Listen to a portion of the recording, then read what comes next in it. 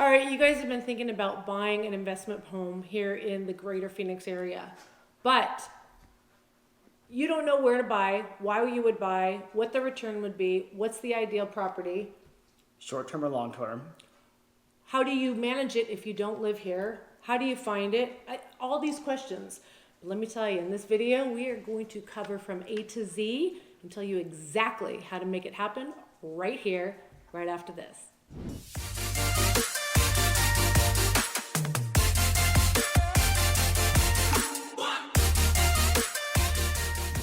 Hey guys, Sheryl Willis over at The Real Agent Now, right here with the infamous Jesse Dow? Yes! And we are here today to tell you all about investing, 1031 exchange, even when you don't live here, right in the greater Phoenix area. If you're even thinking about buying in the Phoenix area, if you're gonna even buy a second home, maybe a part-time vacation home, maybe a full-time vacation, long-term, short-term, you don't want to miss this. We are getting calls all the time, days, nights, weekends, text messages, emails. I am not kidding. It is crazy the amount of people that are calling. So if you're even thinking about making that move to here in the Phoenix area or moving your money here to make you money, give us a call, shoot us a text, or even send us an email. However you want to get a hold of us, we got your back. When buying investment properties right here in Phoenix, Arizona. All right, so, I actually just got a phone call from somebody today from the Seattle, Washington area. We have a lot of people moving their money from a lot of the coastal states.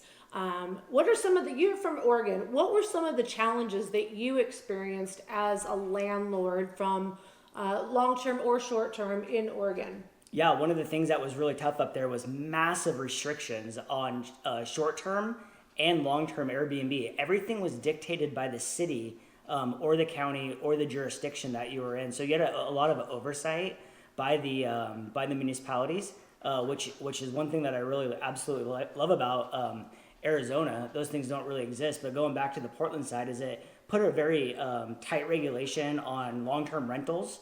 And obviously what we saw, like with the COVID thing, is all of a sudden you went from people paying you a monthly rent to getting a rental by a pass where they didn't have to maybe pay you for quite a substantial amount of time. So, obviously if you were doing short-term rentals, you would have been in and out of clients pretty quickly and people still would have been paying you. So that's like one reason that personally I am the biggest fan in the world with short-term versus long-term. I'm not like a huge long-term rental fan.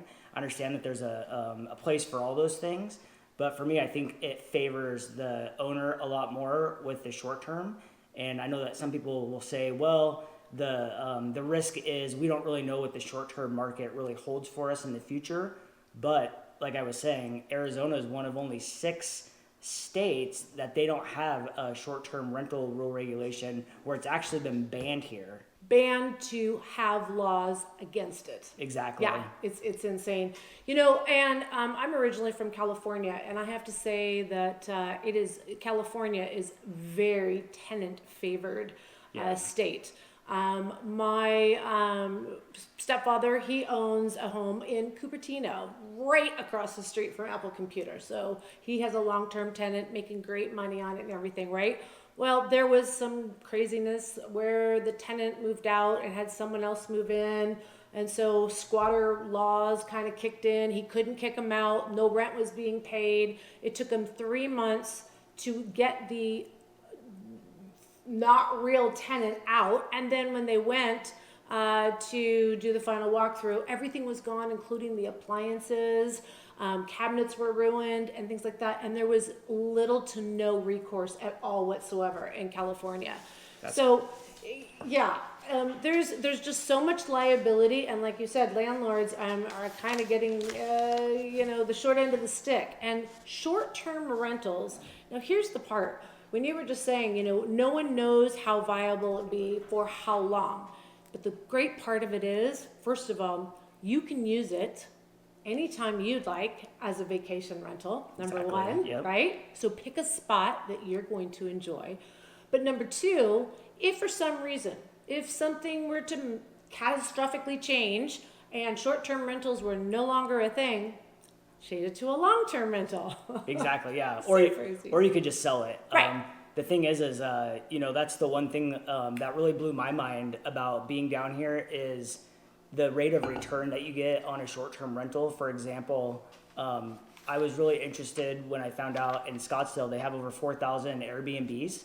And this is the thing is if you are shopping for a short-term, people think typically when they think long-term rentals, they think they want to break even or make a little bit of money. So typically what you have to do to off balance that is you have to put more money down. So your cap rates are looking a lot better.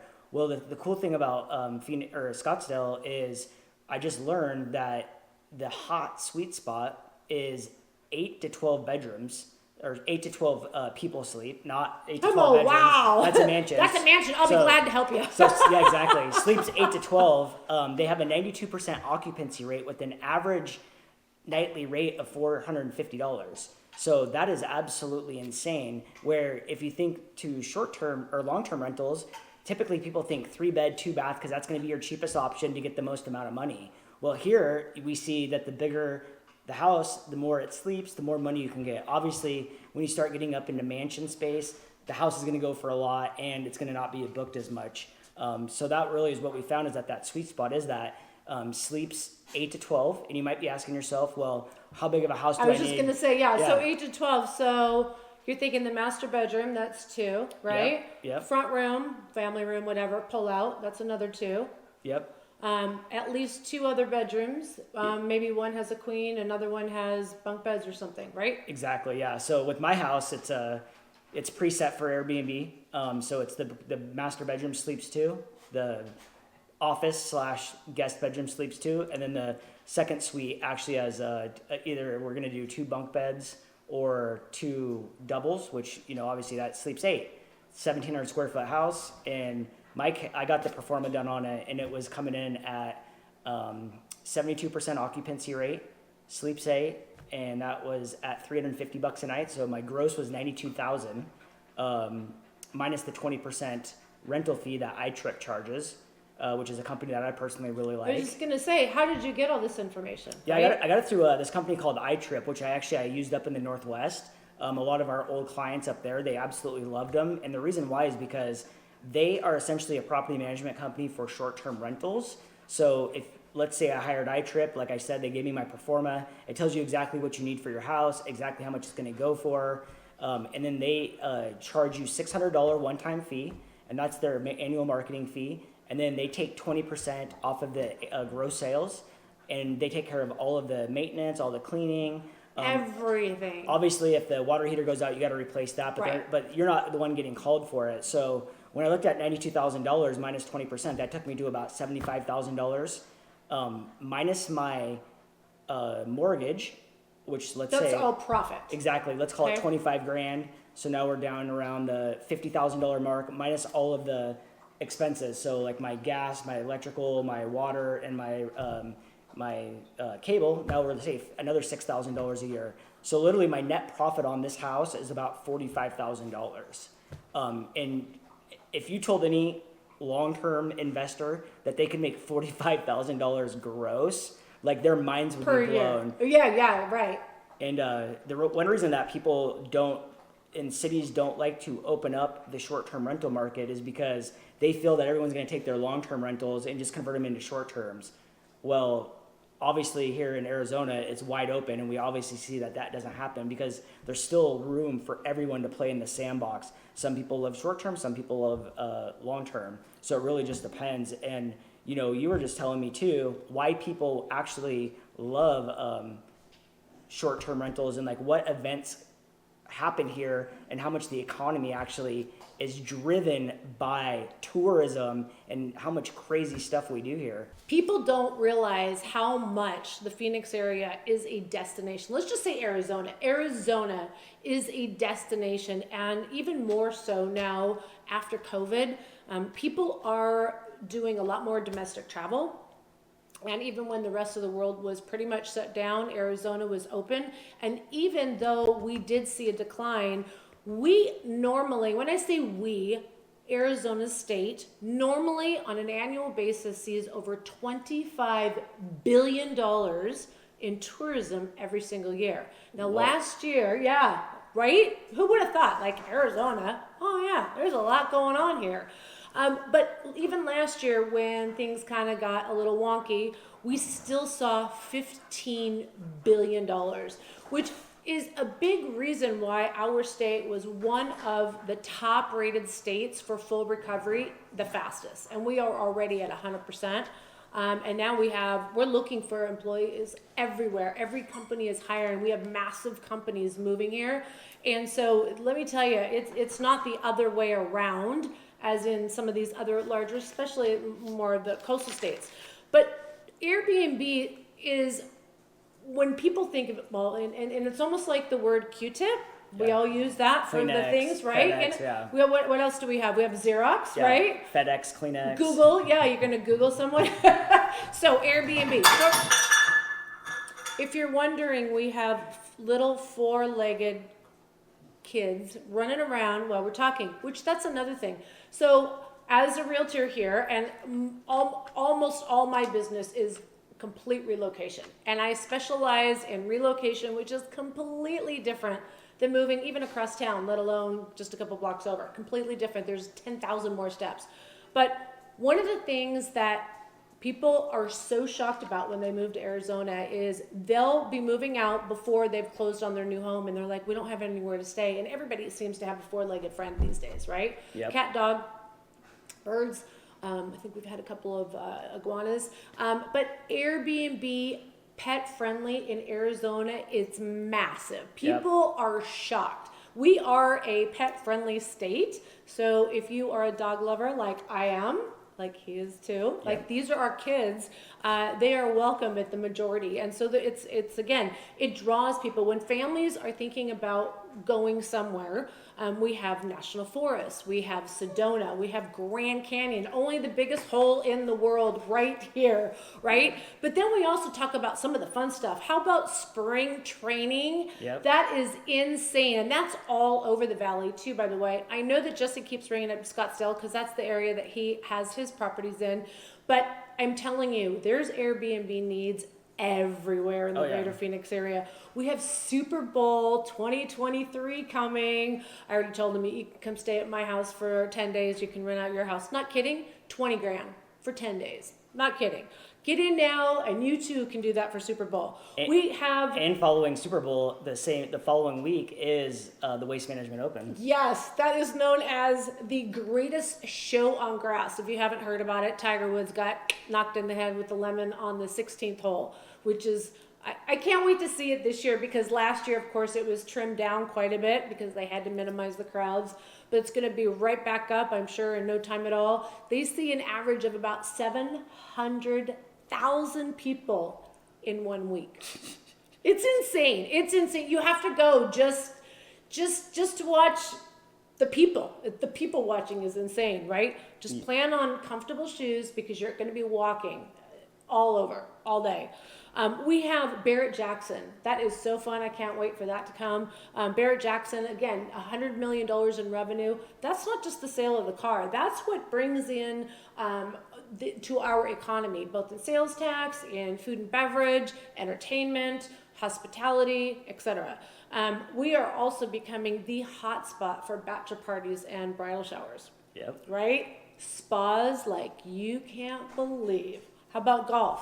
Oh my gosh, there's so much golf around here. How many golf courses are there? Over 200. Yeah, I almost said 300, but I'm sure it'll be a matter of time, because as we keep doing the urban sprawl, they're going to continue to build golf courses further and further out. Exactly, yeah. Yeah. You can golf here 12 months a year. Obviously, the summertime's the least favorable time to golf, but the cool thing I love about Arizona is that they actually replace the grass in the summertime and in the wintertime.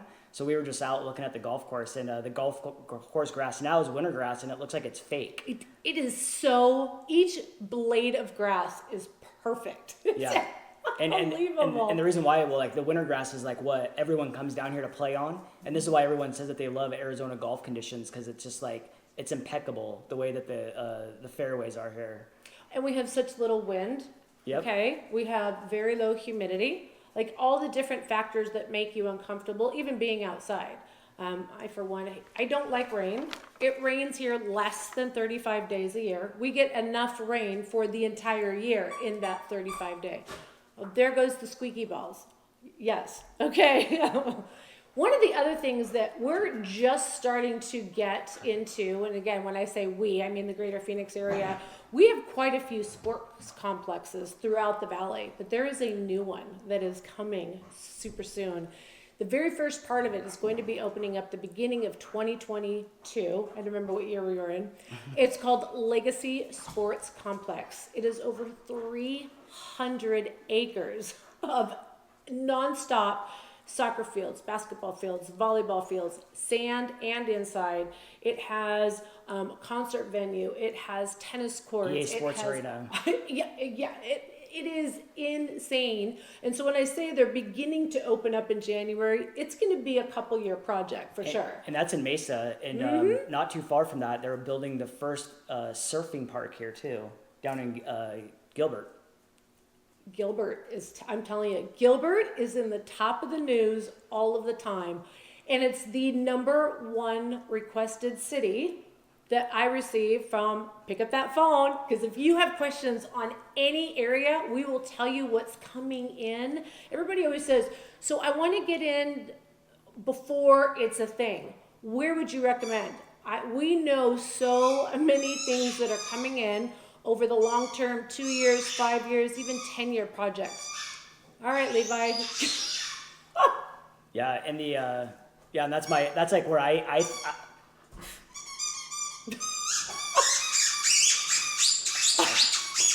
Give me up. Leave it. Leave it. Leave it. Leave it. Leave it. one of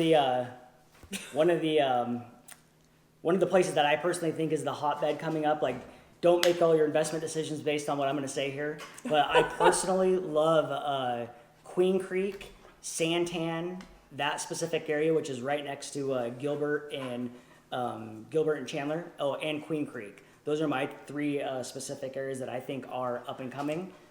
Yes, there's a lot of things that are going on in that part of town.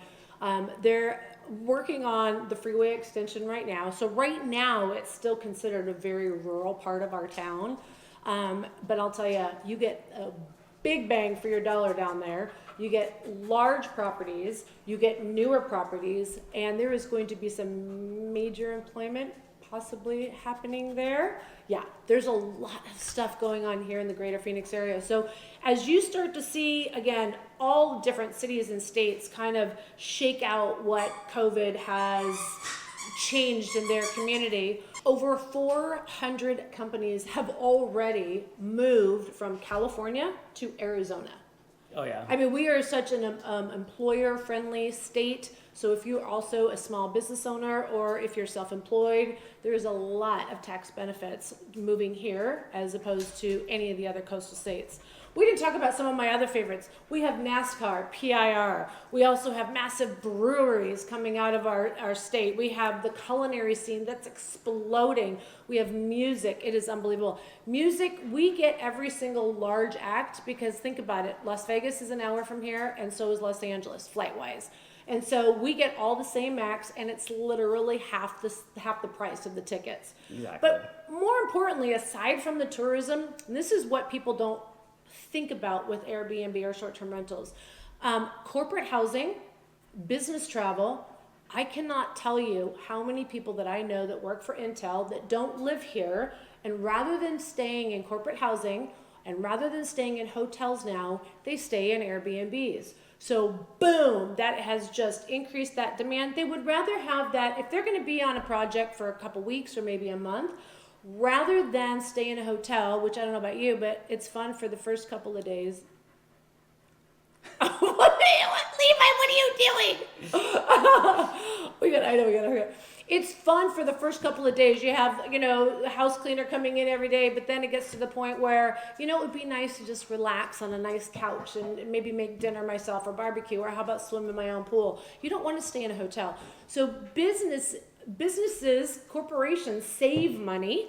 Yep. And employees are mentally healthier, they've slept better, they like the amenities, etc. Well, plus with COVID, a lot of people stopped wanting to go to hotels and being around the masses because they're just unsure like what the health effectiveness is of what's going on. So that's why Airbnb and short term is like booming, because there's so much of a need for people to want their own space. And traveling with families now too. Yep. I've had so many people that have come out here for job interviews and they bring the whole family. Again, it's not real convenient in a hotel. So short-term rentals are amazing. And before we let you go, I want to just say again, short-term rentals and trying to figure out what makes the most sense. This is what I loved about iTrip. Is our market has slowed down just a tad bit, meaning you don't have to write offers sight unseen practically anymore, right? You might have 24 hours now, and that's all they need. So we will send the property address and the information they're looking for, and they will instantly give us the information that you're looking for to know whether or not it's a good investment. Exactly. It's my favorite tool out there for buying short-term rentals, and I think it's just like an untapped market. And obviously a lot of people do it, but I still think there's so much more room to grow and go, because even when I was visiting out here, it was so hard for me to find an Airbnb that I specifically was looking for. And it's still the same way I look all the time. I'm always just curious to see what's going on, and there's still so much opportunity out there to really capitalize on what's going on, because as Sheryl was saying, there's so many people coming out here for so many different events. And the great thing is it's not like all these events are stacked up in one part of the year. They're stacked And they're out. not in one area either. They're all over the valley. Exactly. Yeah. So yeah, it's a fantastic. So all different price points too. Condos, single family homes, ranch, unusual type properties, old properties, new properties. We'll get you into whatever it is that you're looking for. But in order to do that, you have to pick up that phone. You have to give us a call, send us a text, shoot us an email. I will get back to you personally, and we will get you into the perfect investment property that you're looking for. And until next time, we'll catch you later. Yes, we will. Bye. Bye-bye.